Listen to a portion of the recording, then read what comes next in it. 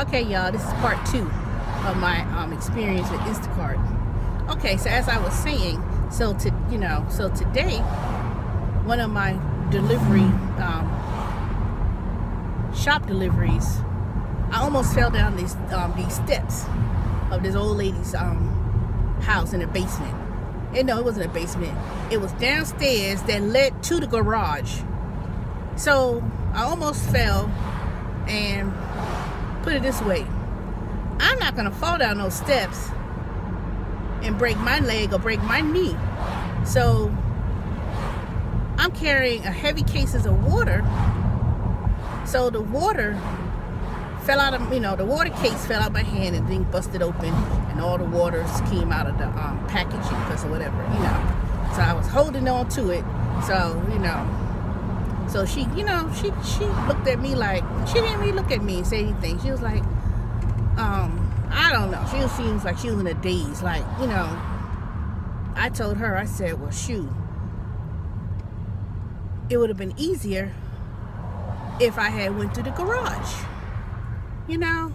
If that's where you wanted me, if that's where the water was going in the car, and the car was parked inside the garage, and you said, I told you I was going back to get the case of water out of my car, out the trunk, move the hell back. Then it would have said, or common sense would have said, okay, just come to the garage. I'm thinking I'm going downstairs to a lower level part of a house, not just simply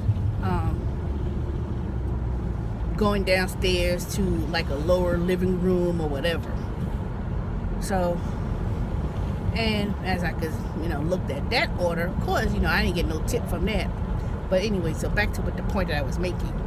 So the point that I was making was, when you work full-time as 1099 and you work for yourself, you're not covered under workers' comp. So situations like that, when you're in somebody's house and something happens to you where you tripped or fall or slipped or something happened, and you got hurt on somebody's property, then basically their insurance is responsible for injuries that happen on their property. Now, how will you obtain their insurance information? Or how will you go about doing that? Basically, you can't call that the ragged ass police, because the police, that's not their jurisdiction to do it. So you simply file, I guess you would call it Instacart, let them know what happened, and then you could send the person a certified letter if you have their name and address. But, and then say, well, try to go through the insurance company. So you could do that. But, like I said, I didn't get hurt, thank God. But you have to be real cautious about stuff like that. But you know what, though? Some of these people don't give a damn. Because, see, this lady was like, first of all, you're in the way. And people see that you have these heavy ass stuff. You know darn well is another way of getting into your house. Just like the other day. The person lived in a 90-degree steep ass parking lot, drive-through rather. Then lived on these high steps where you have to I don't know. It's just crazy sometimes. I know one thing. Lifting all these groceries and lifting all these cases of whatever it could be a lot. I'll tell you that. It could be a lot. And it's going to be a hot summer too. And so what I'm going to start doing is I'm going to start making some cards. thank you cards. And on those cards, I'm gonna say thank you for allowing me to provide your service today. If you feel you got a 5-star rating, I appreciate any feedback and gratuity on the tip. And then put a little disclosure that maybe the service fee and delivery fee is not paid to the driver. I don't know. Y'all let me know what you think about that. Because, like I told y'all today, I had a couple people who truly did not know that the tip was included on the app where it says service fee. They tell me, this is, I included your tip with the service, on the service fee.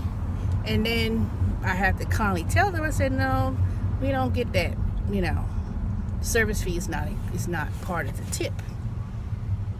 And then they're like, oh, I'm sorry, So like I said, some people, they just, they don't realize that that's not included. That's why I always tell people, I appreciate any feedback from the app, and then they have to scroll down. You have to scroll down on that app where it gives you the option for the tip. So I don't know why Instacart has not yet tried to fix that or make it a little bit more